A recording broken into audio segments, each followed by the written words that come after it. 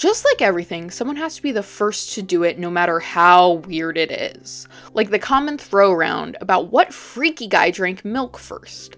Well, I raise you possibly the more troubling question. Who decided we needed to cut into and dig around inside the dead? This is the complicated history of the human autopsy.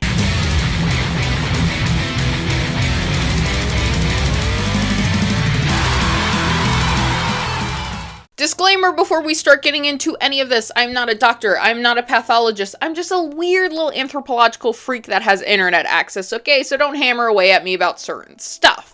But the human autopsy has had a very long up and down history. From being held back by religion overarching rules and wrong findings for over thousands of years, to famous artists getting their hands dirty in the mix, and that the current standing in Western culture is actually at the biggest decline of autopsies ever performed, which could be negatively impacting our healthcare. So let's take a good old look at how we got to know our insides, and of course I will give you a very layman's procedure rundown of how to perform a human autopsy.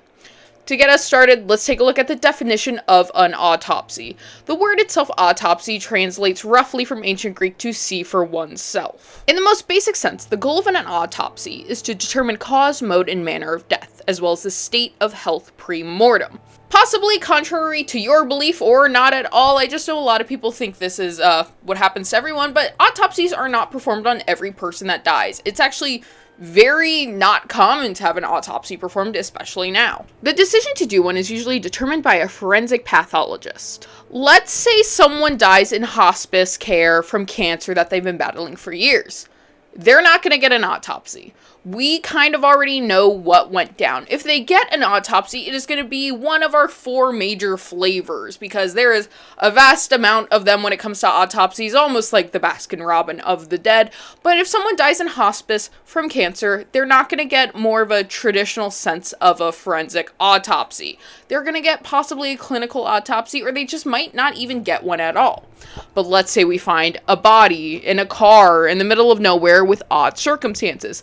They, without a doubt, no matter what, will have an autopsy performed on their cadaver. And this in particular is going to be a forensic autopsy, which one of, I would say, the earliest, most prolific documentations of a forensic autopsy would be on Julius Caesar in 44. And in this, the physician deemed that the second stab wound Julius Caesar received out of 23 was the one deemed fatal. He could totally be right.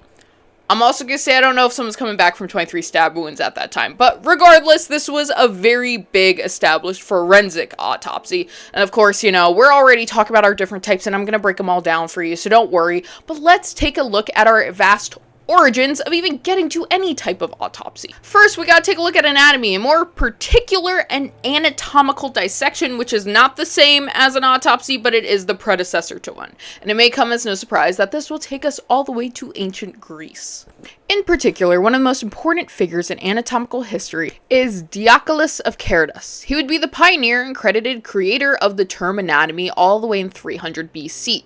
He did his most notable work with practical medicine, like diets and things of that nature, but more importantly, he started a large focus on animal dissection and anatomy. He created the first textbook on animal anatomy after spending time dissecting animals. Along with him was a little niche historical figure maybe you've heard of if you're in the know, Aristotle, who also at the time was taking a large focus on the dissection of animals and that relating to us as beings. Aristotle, after his dissections, ended up providing some of the most accurate at the time anatomical depictions, along with them being hyper detailed, creating a big advancement for medicine already back then. He was able to draw comparisons between the human system with animals as he dissected dead soldiers as well, giving an alarmingly precise depiction of the esophagus. But don't feel like we were that advanced because it was still ancient Greece at the time, and I would love to hit down on Aristotle because, too smart for his time, and why not? He was adamant on the assertion the heart controlled intelligence, not the brain, which was a very large, commonly accepted thought at the time. This thought itself would later be argued by the father of anatomy, which I'm going to tell you right now, so many of these guys have names like this, so, you know, don't worry about it. Herophilus, who asserted that the brain was the source of intelligence. He went on to create the medical school in Alexandria with the first ever department in anatomy, along with his apprentice that was so close to understanding how blood circulation worked, all the way back in the 300 BCs. It's honestly kind of maddening to look into how absolutely close he was to figuring out how the human blood circulation worked at the time. And, I'm talking about this and be like, wow, we're so advanced already for 300 BC, so I guess we must, keep getting advanced. Wrong. That would be because the entire practice of studying anatomy in Europe would come to a halt. You may have heard of this little occurrence called the burning of the Library of Alexandria. Well, ding, ding, ding, that is a big old part of this. The leaders of Alexandria expelled all Greeks, which ended the famous medical school as a whole, with the following centuries having Greek anatomical knowledge essentially disappear completely in Europe. A lot of it was held over by Arab medicine physicians over there with translations, because a lot of text at the time was able to be held up after the burning of Alexandria, because a lot of it was transferred around to other doctors, and a large amount of these, which I don't think is discussed a lot, is a lot of these were held onto by Arab physicians and historians over there. Alexandria became part of the Roman Empire after the conquest, which resulted in the museum being destroyed and the library being burned, just to put it simply. This all culminated to the findings of Galen, who was the first to correlate the ailment of the person with what was inside the individual while dissecting them. A wildly pivotal point in human science and medicine as a complete whole, although he did give us some incorrect findings that would kind of stunt medicine for about 1400 years.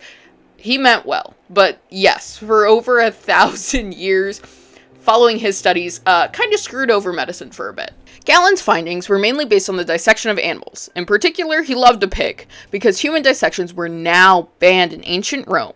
So Galen spread the concept of the human mandible being 2 bones like a dog, the idea that bloodletting was great, and the expansion of the idea of the 4 humors, which we now know has no basis at all. And I'm trying to not make this an anatomy video. It is so hard to condense this, but essentially it's the concept that certain four humors, these certain things, a lot of it's biles, it relates to parts of the body, and that everything should be equal. And it also relates to, because it's ancient Rome, Greece, yada yada, like I think yellow bile relates to Mars and stuff like that. It's like bringing out this anatomy, like actual medical science with religion and like all of that. It's a whole thing. Let's get back to cutting people open. With the decline of Rome, the mass spread of disease, and general socio-economic collapses, the focus on anatomy and medicine just was not as prevalent as it was. And it stayed this way until the late Middle Ages, with the overarching religious rulings over dissection being completely forbidden, and we wouldn't get almost any progress into autopsy until the very late Middle Ages. One of the most pivotal points in the entirety of human history involving science, medicine, art, culture, anything, is the Renaissance. And this, of course, played a large factor into the history of the autopsy. The revival of human anatomy study came around with the mass spread of universities and the new time of the Renaissance, bringing back the focus on medical science and, more importantly for us, anatomy, which would lead us into pathology, which was essentially born from the human autopsy. Pathology is the study of disease, and this plays such a pivotal focus within autopsy and the history of it all. And pathology and autopsies are they're like this, bro. They're like this, bro. One of the most pivotal figures in the restoration of anatomy would be Mondino de Luzzi, who founded the first European medical school in Italy in 1235. He did one of the first human dissections documented in centuries, which we had not seen since the time of Alexandria, as well as some of the most meticulously documented dissections of the human body, resulting in the creation of one of the earliest modern anatomy textbooks, establishing dissection and anatomy as a curriculum in the school as a whole, which then leads us into one of our 4 core types of autopsies. The academic autopsy. Now, I'm sure with context clues you can take a wild guess at what an academic autopsy is, but just to put it lightly, these are performed by anatomy students, allowing them and the residents to have first-hand experience viewing anatomy and pathology. Postmortem examinations need the skill of connection between anatomic and clinical pathology, since they both involve the organ systems and issues pre- and post-mortem. Hands-on clinicals have time and time again proven to be one of the most important and pivotal parts of scientific study, education, learning, progression, all of the above. So being able to have hands-on, seeing your own eyes, what's going on inside of the human body was very pivotal and important for the time, and this would eventually kind of creep into the whole concept of anatomical theaters, which once again, I'm going to try to give you a quick rundown because I fear how long this video is going to end up being. But anatomical theaters, if you are not familiar, really started in 14th century Italy. Italy in particular has kind of been the forefront of human anatomy. These theaters were open to the public as well as students. They are on giving entertainment to the masses with this double thought process of how profane and disgusting the dissection of a human body was, but also the sacredness of the human body and beauty within life. Or they were just sick little freaks. Who am I to shame anyone going to an anatomical theater? But you may have seen these in movies or referenced or things of that nature because these stayed highly prevalent for centuries, and I mean centuries. Anatomical theaters were set up in theaters, this is so dumb, I can't believe I said it like that, but in particular, they're usually like those, not Pandemonium, Pantheon? No, whatever. No. Amphitheater? I don't know. But they're usually set up in this big, big curve thing. I'm showing stuff, so I don't know why I'm even trying to, visually explain this to you. But in the center will be a body on a table surrounded by typically a few doctors, at least one, but at least a doctor who's performing the human dissection and or autopsy of this individual to the mass public. This more often was students for learning, but of course, as I mentioned, people just came. And more often than not, the person on the block was actually more times a criminal than not, because when criminals died for a long time in history, people just did not care what happened to their bodies. So they were used for so many medical studies and things. But regardless, everyone would view the human dissection and them cutting into and taking apart this criminal's body for the means of education. And as I said, these were around for a very long time, but they slowly started declining.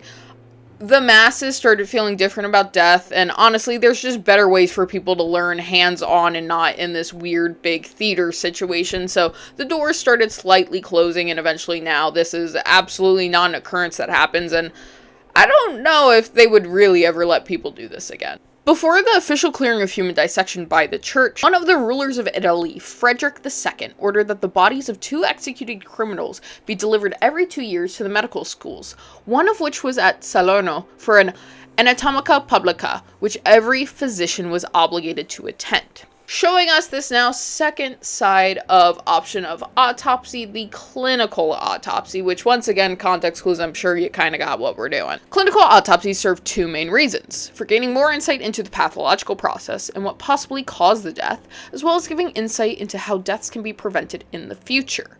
Over time, autopsies have not only been able to determine the cause of death, but have also led to the discoveries of various diseases, such as fetal alcohol syndrome, and they are still a vital tool for health sciences to this day, and how we can find new diseases and catch certain things, because a lot of times, if they just write cause of death on a paper and then they do an autopsy, sometimes you find out they were actually kind of completely wrong, and I'll put the statistic up here, but it's a lot higher than you'd possibly think. At least I thought. By this time in Europe, autopsies were being performed so often, individuals were able to become skilled in the practice, showing a very quick and drastic jump from the previous circumstances.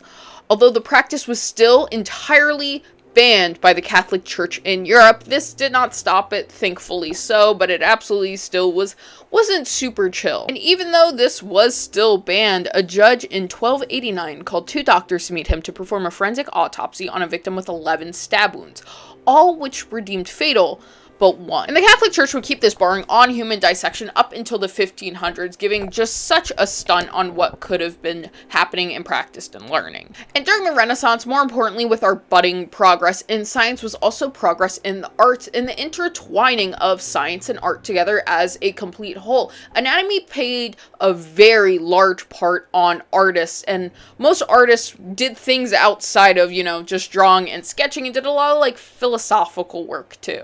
Attending dissections was seen as completely non-abnormal even before the anatomical theaters, with the likes of Michelangelo coming and even at times picking up scalpels himself, at least that is what's stated. So artists being in the same room as stuff like this was not out of the ordinary. But of course, like everything with artists, there'd be one freak to rule them all. In this case, Leonardo da Vinci, which of course I'm sure you're like, yeah, he did a bunch of anatomical sketches. There is being invited to pull up to dissections. And then there is Leonardo da Vinci, who was going to the cemetery and stealing about 30 corpses, taking them back with him to, I'm assuming, his workshop, and dissecting them himself there. He gave us some of the most accurate and detailed visual displays of the human system, showing the intricate layers between skin, muscle, and bone, as well as providing one of the first displays of the true laying of the human fetus, because we had still kind of had a basis off of our original dude back in ancient Greece who kind of screwed us up for 1400 years. Part of that was his display of the human uterus. He had it essentially looking like a dog uterus because he, once again, didn't have access to the human body, but Leonardo was able to give us the first accurate, detailed sketch of the human uterus, presumably from whatever pregnant woman he grave robbed, took home, and mutilated, but that's besides the point. With the church now allowing autopsies, physicians were able to advance the progress of learning disease and investigating suspicious deaths through autopsy. By the 1800s, pathology, the study of disease, was considered its very own pathway away from general anatomy. The pioneer of the modern-day autopsy is Karl Rokitansky, who still has processes of his autopsies used to this day and named after him. He completed over 30,000 autopsies during his career. He was the first to examine every part of the body, forming a systematic approach, establishing a sort of order of operations for the procedure, since it was pretty disorganized for a long time due to trial and error. I will say, shout out there. I love that I'm shouting out dead physicians, but like, shout out to you, King. There was a physician in China who had started and established the first actual order of operations for an autopsy, but, you know, we've now progressed in the science matter of it, but, just want to say that King tried it first, but Carl was the one who really hammered home the procedure. And he actually had, like, low-key a rivalry with this separate pathologist who, I'm gonna put his name here, because I don't want to say it wrong, because I already know I get hate comments every time I talk about history. And then mispronunciation's a whole separate thing. So this man, who was like kind of his rival, which is, I don't know, kind of saucy. Someone make a movie about them. But he actually was into the microscopic part of this, about taking, you know, slices of tissue, analyzing them, and being able to correlate diseases. And he was the one that really started pushing things in pathology. But, you know, Carl and him, really modern day pioneers of the human autopsy. And I know you're sitting here probably bored because this has been a bunch of factual stuff, and I've been trying to have fun, but it's also just reading to you what the facts are. So here it is. Here's what y'all little nasties are waiting for. This is how a human autopsy is performed in a very layman's sense. Once again, I'm not a doctor. I'm not a forensic pathologist. I am a freak with internet access that saw faces of death too many times. Okay, so just putting that out there. But here is simply put how to perform a human autopsy. In particular, a forensic autopsy, but we'll get to that in a second. The first step is the external examination. More often than not, the body will be received within a body bag. The first step is to unzip the bag and take note of the clothing and position of the corpse. The body is then photographed and looked over for any first signs of implications of what could have happened. Bruises, lacerations, markings, anything worthy of note. After this, any evidence will be collected, such as residue under the nails, things stuck in the hair, anything of that nature. All of this is being logged down, written, and more times than not, they still will do voice recordings of their findings. Once these preliminary steps are taken, the body is fully removed from the bag, undressed, and examined for any external wounds. After this, the body is then cleaned, weighed, and measured for the internal examination. Now, in some places, external examinations are the only thing that will occur. They will not do any internal examination. This, again, is what we talked about earlier about why most people don't have autopsies. A lot of places, if, you know, they were in the hospital, cause of death is without a doubt known, they're not going to bother to cut open into people like this for no reason, okay? So they'll just do this entire external examination, note it down, and move it on. But there is one type of autopsy that, without a doubt, no matter what, you have to cut into the individual, and that is the forensic autopsy. As I just said, it is absolutely required for a forensic autopsy, and we've already lightly touched on it, but let's take a deeper look because it's just more interesting, frankly. There's usually two types of people who would perform a forensic autopsies. One, a forensic pathologist who is a trained physician to perform autopsies, and in some cases, coroners, who can honestly just be anyone elected. Coroners don't technically need medical training. It's nowadays, you're gonna, more often than not, if you have a coroner around, it's someone with medical training. But like middle of nowhere places, like it can be like a farmer, it can be like just a dude. And when it comes to forensic stuff, if they have a coroner in the county, if they request it, which they typically will, the state will send a medical examiner to help them assist in the process. Now, as we talked about, forensic autopsies are going to happen if it is a suspicious death, if the cause of death is just not clear as day, random deaths. And I think it is like 99% of the time, if a child dies, they have to do an autopsy to make sure there was no foul play involved. I will say, weirdly enough, a lot of shows and depictions of autopsies is like kind of accurate, which is weird because I know medical shows are just a complete joke entirely. So it's a little funny how kind of accurate autopsies are shown. And with that, let's get into the internal. Let's get into the guts of it. To begin the internal examination, the deceased's upper back will be placed onto a rubber block. An incision is made into the trunk. It is made in a variety of ways. Most seen is the classic Y incision. It is made by starting at the top of each shoulder and running down the front of the chest, meeting at the lower part of the sternum. All incisions are made so when the dead is shrouded or covered for viewing of family members or other people, the incisions will not be seen, especially for the cases where someone would like an open casket. They make a point to make these so they're very easily hideable. In any case, the incision will eventually lead to the pubic bone that, once peeled to the sides and above the neck, will give access to the internal of the entire torso. Making these incisions lead to minimal or non-existent bleeding as a whole, except in some very rare cases. In particular, it is of note that drowning victims can at times profusely, violently bleed from making these autopsy incisions.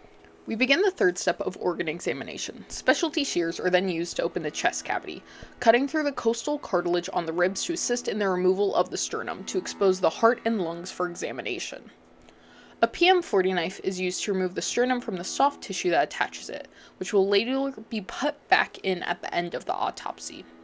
Then the larynx, esophagus, arteries, and ligaments will be removed, with a few connection snips to things like the spinal cord, and all of the organs are now accessible to the pathologist. I also quickly want to come in and say the Australian Museum actually has a virtual interactive autopsy you can do. I have it linked down below.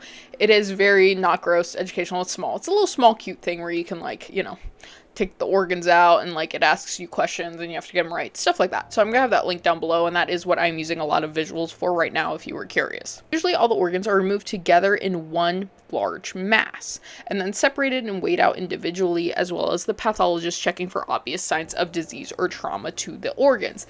This is one of the steps we got from Carl earlier that is still currently used to this day and is the main usage of removing organs from individuals. Next is probably the funnest part, the brain examination, where bone saw is ready.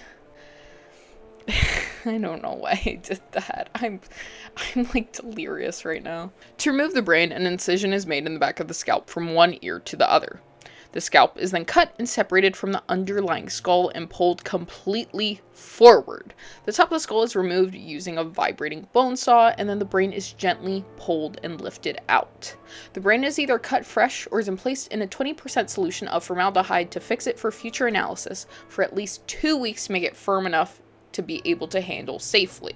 The tissue samples are then taken for the next step of microscopic examination. The slices are viewed under a microscope, once again looking for any signs of what could have happened, as well as cutting open and emptying the contents of the stomach to assist in identifying the time of death as well as the possible cause. And our final last step of the autopsy is to sew the body back up after putting everything we've removed back in, other than obviously the tissue samples. Everything will put back in exactly how it came in, like a Russian nesting doll of guts, and then the Y scarring and the head scarring will then be sewn up with what is like a baseball stitch, which I do wonder which was using the stitch first, but that is not the case right now. Now, this autopsy procedure has seen a very big decline over years for a variety of reasons, and our final big boy type of autopsy that we're going to discuss is considered possibly the future of autopsy. It is the virtual autopsy. Now, I think at least for the rest of my existence, because, who knows when I'll die, forensic autopsy of the traditional sense that we just discussed will continue occurring, especially when there is suspicious death. But I think we are absolutely seeing a change to virtual autopsies due to the advancement in technology and medicine. Virtual autopsies are performed using radiographic techniques. Two of the most common ways are the use of MRIs as well as CT scans. Analyzing these radiographic images, they can determine the cause of death, the nature, and the manner of death without ever operating on the deceased. This is something that can actually stop a lot of risks happening from being exposed to the biohazard of the insides of individuals. And currently in Japan, this is the main means of autopsy. I think it's 2% of entire deaths are autopsied in the country of Japan as a whole. They opt for virtual autopsies. Even when it comes to suspicious deaths, murders, weird stuff, I think it only raises to about 11% total. It's a practice that more countries are considering, and conventional autopsy rates are now declining worldwide, as imaging has become more accessible and capable. Many physicians feel that postmortem examination would not provide or reveal any new conditions not already detected. In total today, less than 5% of bodies are actually autopsied in hospitals, and as I said, a lot of physicians are opting for it not being, used anymore. There are other physicians opting that we need to start doing more autopsies, and that we're possibly having a lot of faults in the medical system by not doing autopsies on individuals. So it's kind of like this like hot case, but it seems like more people are just opting for not continuing autopsies and to do virtual autopsies, or to low-key not bother at all. So it's absolutely possible that the traditional, well-known, and beloved autopsy of humans could be something of ancient past just in a few decades from now. That was the brief, complicated history of the human autopsy. I hope it doesn't seem too chaotic. I had so much information I was trying to make condensed and easy to eat. It is just so much. There's so much anatomy, but we were trying to talk about autopsies today, which is funny because this video started about me talking about anatomical theaters, and I just fell down an autopsy hole, as you do. But if you watched all of this video, thank you so much for watching. And as always, thanks for liking, commenting, and subscribing, because you have to do all of those things or I will come to your home and autopsy you. So, do you have any personal experiences surrounding autopsies? That's a really weird question. I just don't know what question to ask you guys. I don't know. Was this cool? Was this not cool? I don't know. I'm feeling, I've had 4 monsters today, because when they autopsy me, baby, they're gonna know this was my vice of choice. But as always, thanks for watching, liking, commenting, and subscribing. Members are back on the channel. If you want to see videos early, members see video early. The link is down below, and it's on the channel as a whole. And I just want to say thanks to everyone who's shown a lot of love lately. I always appreciate it. Makes me feel good. Follow me on all social media platforms under Darby Valentine. I am on them all. They all link down below, and I'm seeing a lot of people who are finding me again. Welcome back. Thank you for finding me. It's so good to have you back, and I will see you next week or in a few days. You know how my posting be. It'd be crazy. So thanks for once again watching, liking, commenting, and subscribing for probably the 3rd time. If you like this video, you might like my video about a deep dive into human cannibalism. I'll see you next time. I love you. Goodbye.